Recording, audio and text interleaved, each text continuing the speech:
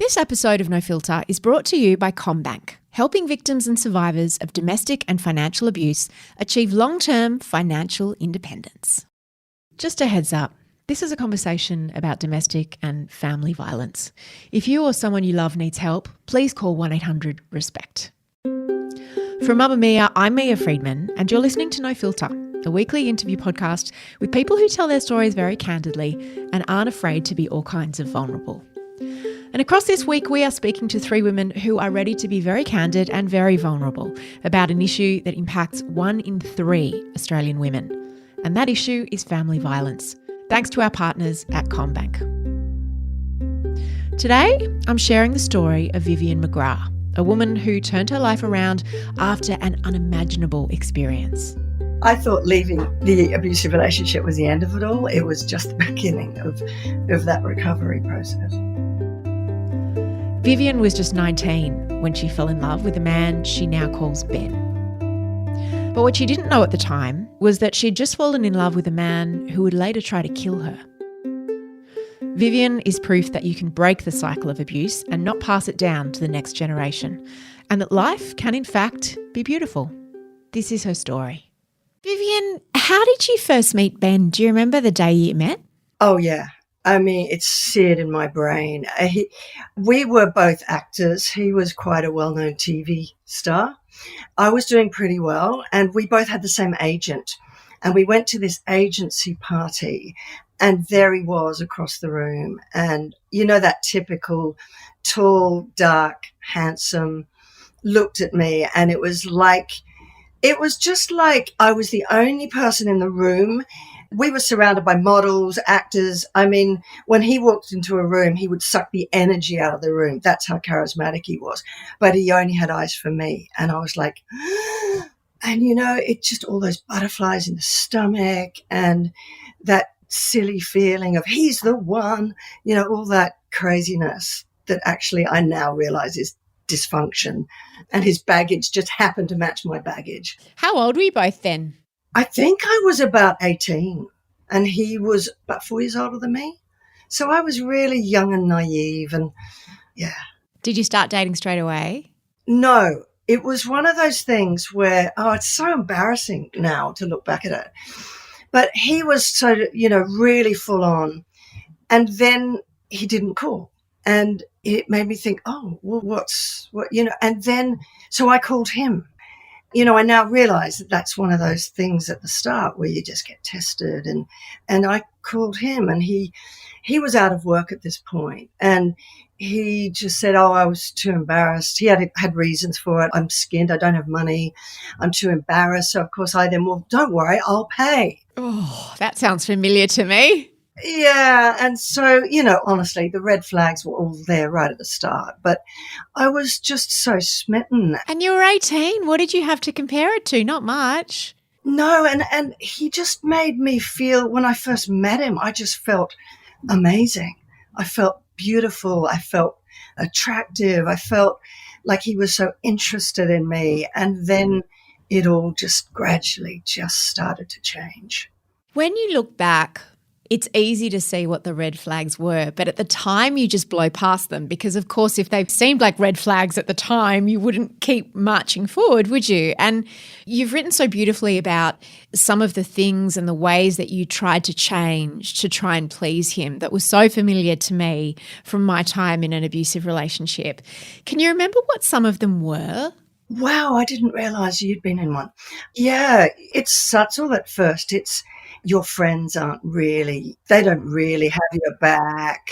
And he starts to see doubts about your friends. And, you're so mollycoddled by your family. You've not grown up. You know, you need to grow up and just cut the tie with your family. That isolation was a very big one. Changing what I wore. I don't like you wearing makeup. You know, that skirt, you look a bit slutty in that. So changing what I wore. I suddenly became Pollyanna. And I was a really outgoing, vibrant, Energizer bunny sort of girl. And gradually I just became this person that I just thought, I don't even know who I am anymore. But it was so subtle. It's like that frog in boiling water. It's so subtle. Why do you think they do that? Because my boyfriend used to say the same thing. I've always liked to dress in bright colours, and he would say, you're just doing that to get men's attention. You're just doing that because you're being slutty wearing that blue shirt. And I loved this beautiful blue silk shirt so much. It was the most beautiful, vibrant colour of blue. And it was a shirt. It wasn't like, it wouldn't have mattered what it was, but it was not slutty in any way. And yet I felt that if I changed my clothes, I could somehow prove him wrong and make him love me. I don't know. Why do we do it? Why do we change our appearance? Because they keep moving the goalposts. They put you on this pedestal at first that you are this incredible Madonna. You sort of think, well, how do I live up to that? And then they start to imply, oh, you might be the whore instead. So you think, no, I'm not. No, I'm not. I'm the Madonna. I'm the Madonna. And I realize now these guys or girls are really incredibly adept at spotting those of us that have a little chink in our armor. And this is not to victim blame. I know sometimes this gets a bit controversial, but they do. They're manipulators. They spot the people who have very low self-esteem, low boundaries. So they test those boundaries. They just test, I don't like what you're wearing. And if you think, oh, okay, I go and change my clothes. Okay, you've passed that test. I can get her to do that. They test again and they test again and they test again. And then gradually they get you to a point where you will do more, love more, give more, to the point where you have completely denied yourself. You don't even consider your own needs. And you put them so entirely first that they think, right, I've got them. And then the mask comes off. When did the mask come off? It's so weird. I'm getting emotional already. Isn't that weird? Oh, of course. It's just incredibly distressing. Well, I've sort of been over it for so many years, but then it's so visceral that if you take me back, it's like I'm back there. At first, it wasn't abuse. And this is why I got so confused and thought, am I even in an abusive relationship? Because at first, it was just, he'd disappear. He wouldn't call. Back then, we had to call on telephones, and he just wouldn't call for a couple of weeks. And I think, well where's he gone? What's happened? And then he would spend time with me, and then he'd start to get really antsy, and he'd suddenly pick a massive fight so he could storm off and then not see me for days. And so it started like that. And then came the first violent push. And I remember him just slamming me against a wall and squeezing my face really, really tight. And then let me go. And then it was as though it hadn't happened. I was confused because I was really, like, my jaw hurt. I was crying because I was so shocked. And then he does the minimizing thing. How does that go? It was just a little touch. I just, I didn't punch you. I just pushed you a little bit. It's that sort of, you're exaggerating, the gaslighting thing, you're exaggerating. It wasn't that bad. And then he's all really nice again. So then you start thinking, did I imagine that? Did that really happen? And then he's nice for another few weeks. He brings me flowers the next day, and you think it's really confusing. And that's what coercive control is. They've now deemed it a crime in the UK because that emotional drip, drip, drip of coercive control, which is, I equate it to brainwashing. They do start to numb you to the abuse.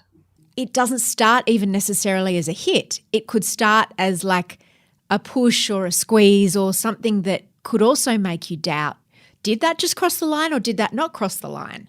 Is that what happened? Yeah, it started off with the testing my boundaries. Then it went to the emotional abuse, the gaslighting and all that. And then after that push, the shove, then it came pulling the hair.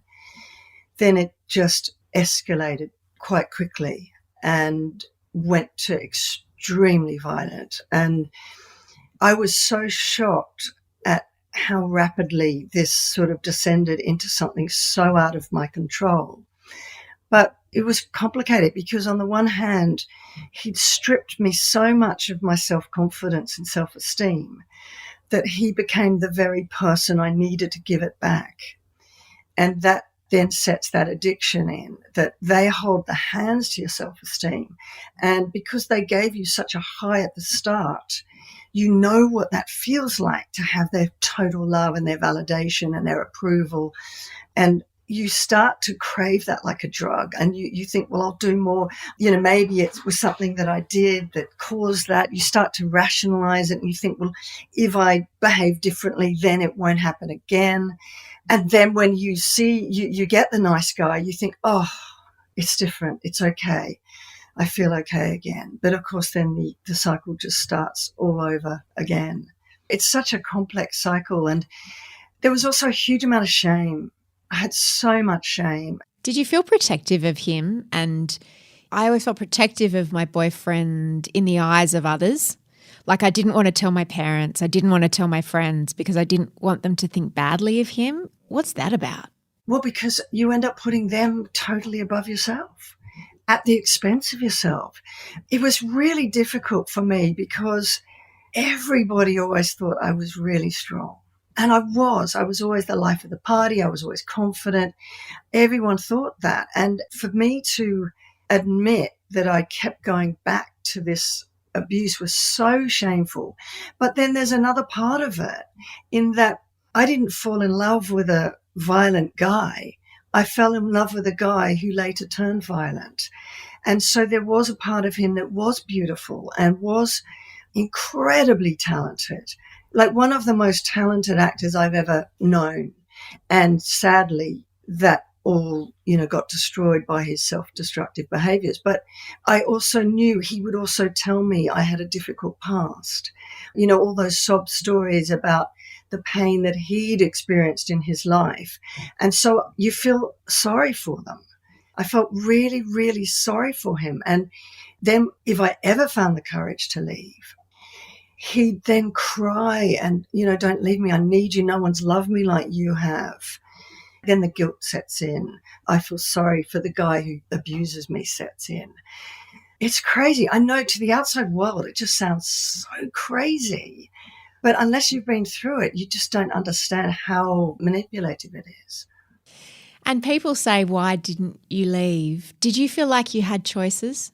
No, because I was so stripped of self-esteem. I didn't even know who I was anymore. I was in such a dark tunnel, and we didn't have YouTube then. I couldn't go on the internet and look for answers. It was the era where my mother, who was very Victorian in a way, would say, you make your bed, you lie in it. So I just felt like I was on my own, and at that point, I had no courage. And the addiction was so strong. If I tried to leave, the pain of leaving was so great that even just one more hug, one more I love you was enough to just ease that for the moment, even though it's like heroin. It's the thing that was going to hurt me again. Things did escalate, as they invariably do. When you were pregnant, he almost killed you. How long had you been together by then? I think it was about 3.5 years. As I said, it was a very sort of fast-track thing. And what happened after that? Do you remember what happened on that night, if it's not too upsetting to talk about? Oh, it will be seared in my brain forever. It started off as an argument over something pretty insignificant. I mean, he was doing drugs, drinking, and had no money. And if he got his unemployment check, he would spend it on the first day on drugs and drink. And I was trying to say, we're going to have a baby. We need to start buying nappies, buying stuff in preparation for this birth, And he just went absolutely crazy. I'd seen him like that, but never the extreme of the cold black eyes. Anyone who's ever been in an extremely violent relationship, I think, will know when I say those cold black eyes. It's just so cold. It's like his body's been possessed by some crazy person, and he just went and smashed everything. Whatever he could see, he just smashed it. A lamp smashed. Everything got smashed. So there was glass all over the floor. And then he turned to me. He was on top of me, and he had his hands around my throat, and he was squeezing harder and harder and harder. And as he did, he was saying, you can bleep this out later, he was saying, die, you die. I'm so sorry. It's okay. I've worked my way through this, don't worry. It's only when I talk about it, it takes me straight back to that moment. So I thought that the last person I would ever see was the face of the man I loved killing me. And then I saw a white tunnel of light. And I know they say your life flashes before you when you're going to die. The sensation that I went into was that I blacked out, and I just saw this white tunnel closing in, and I left my body.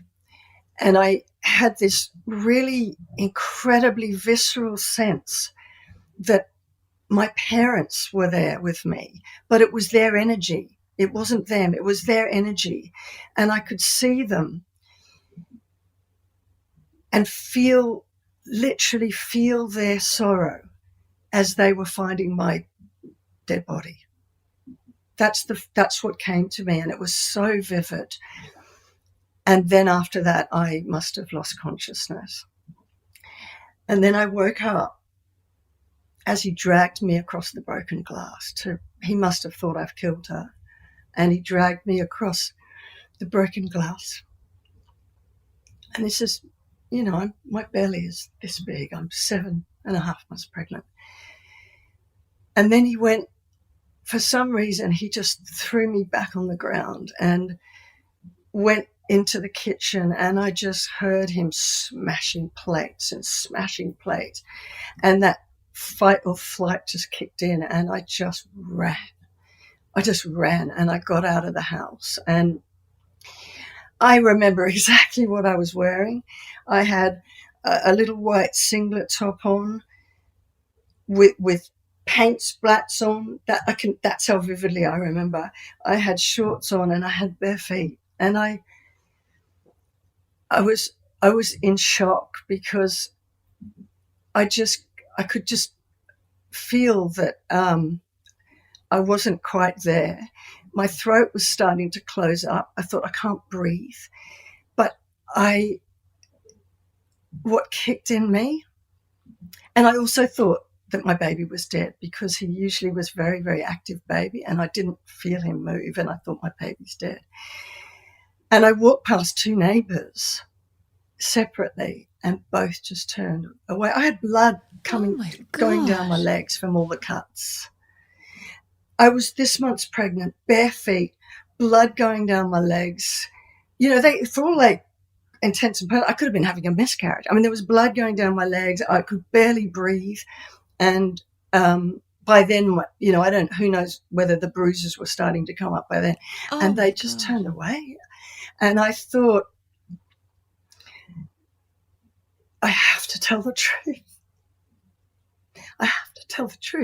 And it was about a kilometre away. It's Rose Bay Police Station, which I have heard has now got a kick-ass female head of domestic violence now. But I walked to that station, and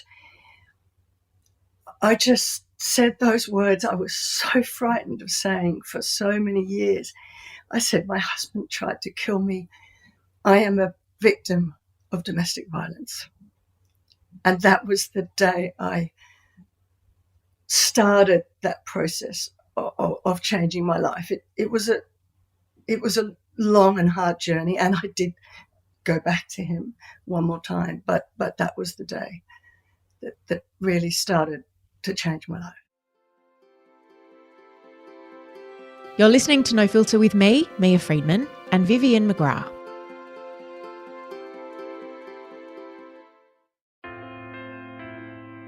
Commonwealth Bank have launched their Next Chapter program, which delivers services and support to victims and survivors of financial abuse and helps them to start their next chapter. As part of this program, people who have previously experienced financial abuse can access the Financial Independence Hub and a financial coaching program delivered by experts in the field, Good Shepherd. The program provides free specialist one-on-one financial coaching to help people build confidence and capability in managing their finances and achieving their goals, with referrals to support services and, in some cases, access to solutions like interest-free loans. To find out more, go to commbank.com.au/next chapter. And if you or someone you know is affected by domestic violence, please call 1-800-RESPECT. That's 1-800-737-732. And in an emergency, please call 000.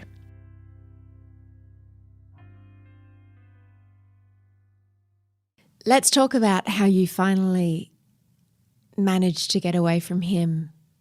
Tell me about that day.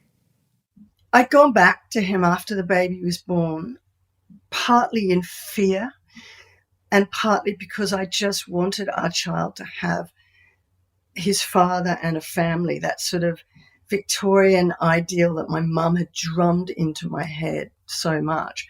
And so anyway, I went back and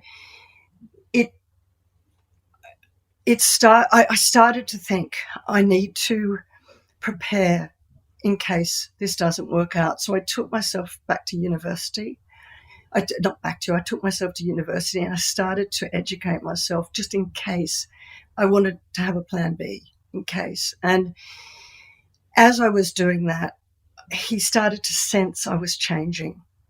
And I went to Al-Anon because that was the only place I could think of to get help. So I went there and I had an amazing woman who was, really became very supportive, and I read every self-help book I could get my hand on, and I think he started sensing that I was changing and getting that he feared he was going to lose me for good.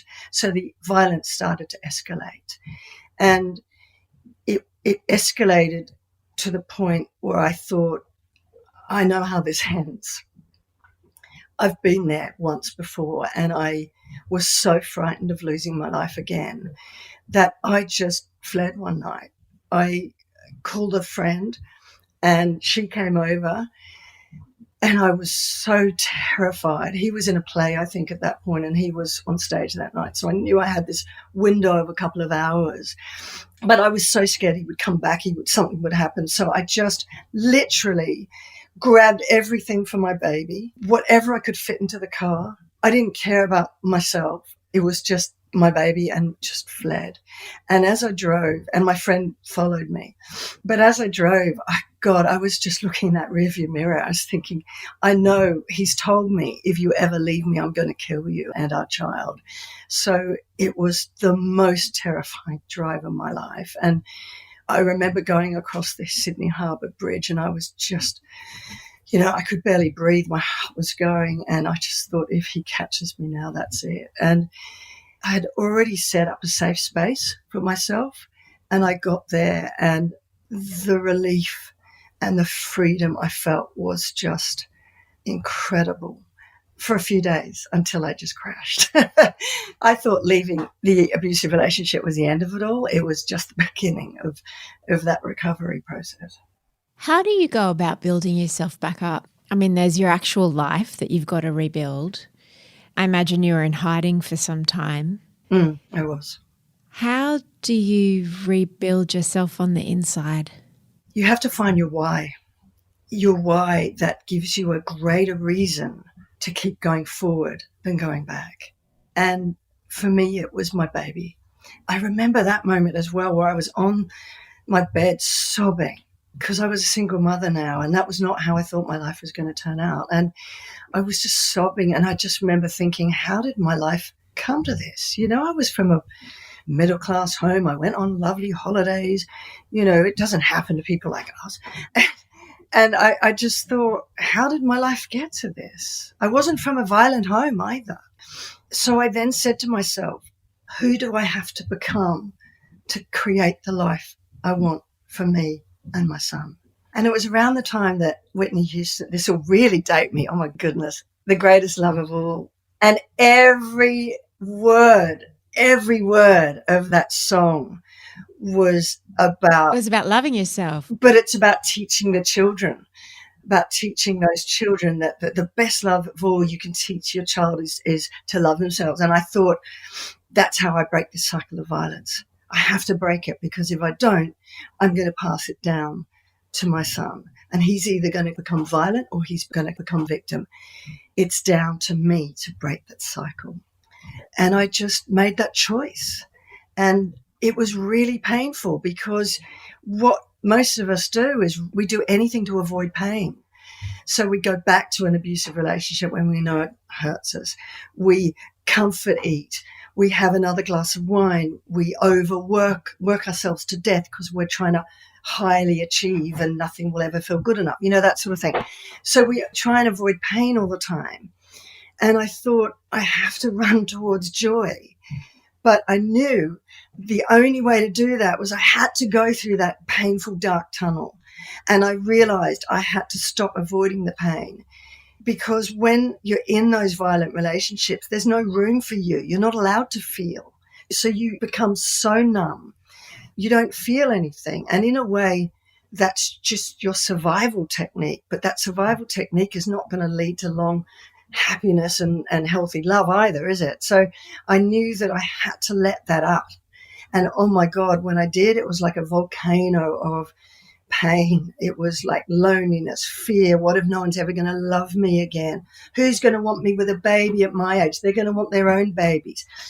Am I good enough? I'm worthless. All that crap that just poured out and just overwhelmed me. And I just thought, feel it, feel it, feel it. Just let the tears fall, let it come out, because that's the way to heal. You've got to release it and not slam that box shut. And that was the starting point. I imagine someone did love you again. Yeah. How did things turn out? Well, luckily he loved me enough to stay when I kept trying to push him away, because I was quite frightened about an emotionally available guy. It was like, oh, I'm not used to this. I have to reveal parts of myself. And what if what I reveal is repulsive to him and he leaves me? I better push him away and dump him before he dumps me. And in some ways, the drama can be addictive too. I know that because I was young, when I was in my relationship, I confused the drama for love. And I confused the jealousy and the possessiveness and the control for love. Definitely. I always say I needed chaos and drama to feel alive, but it was stillness that healed me. And I had to learn to be still, and it was really, really difficult. And I was set up by my sisters. It was really hilarious. We all got drunk at a barbecue one day, and they were talking about me and dating again. And I just thought, no, my track record is so bad. The guy I picked last almost murdered me. I'm not even thinking about that. And my sister said, well, I don't know. There's this guy at work, and he's just broken up from a relationship of 9 years. And I went, no, not doing it. And then my other sisters, it was like this, the witches around the cauldron. They were all drumming up this thing for me. It was really funny, actually. It was almost like if you were going to have an arranged marriage, they were like, okay, what job does the architect? Tick. What car does he drive? This. Tick. Where does he live? Tick. And I was going, sounds good, but he's probably really ugly. And then all she had was a photograph of him at a Christmas party after many glasses of champagne going, and I just couldn't tell. And I went, oh my God, I don't know. He looks like my other sister's gay hairdressing friend. I don't know. Anyway, so we had a great laugh about that, and I completely forgot about it. And they'd all drummed up that we were going to have this dinner party, and he was never to know. And then one day we'd get married, and the pact was we're never going to tell this guy until the wedding day that it was a complete setup. How we ever kept that pact for how many years, I don't know, but we never told it. And so my sister had this dinner party. She said, right, the dinner party's on. What dinner party? What are you talking about? The dinner party where you meet that guy. I went, oh my God, you're not serious, are you? But I was in such a great space. I had got to the point where I just thought, I want to be happy within myself on my own before I meet somebody. And I really had got into that space with my son. I thought, I love my life so much. It's me and my boy.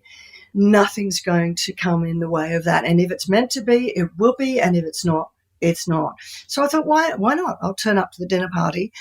And he suddenly thought that he had to bring a +1. So we brought his ex-girlfriend along. So my sister's going, there's a spanner in the works. I said, I don't care. I don't know the guy. But she manoeuvred it. So the poor ex-girlfriend was at the other end. Oh, I hope she doesn't hear this. This is terrible. She was put at the other end of the table and I was next to him, and we just got on like a house on fire.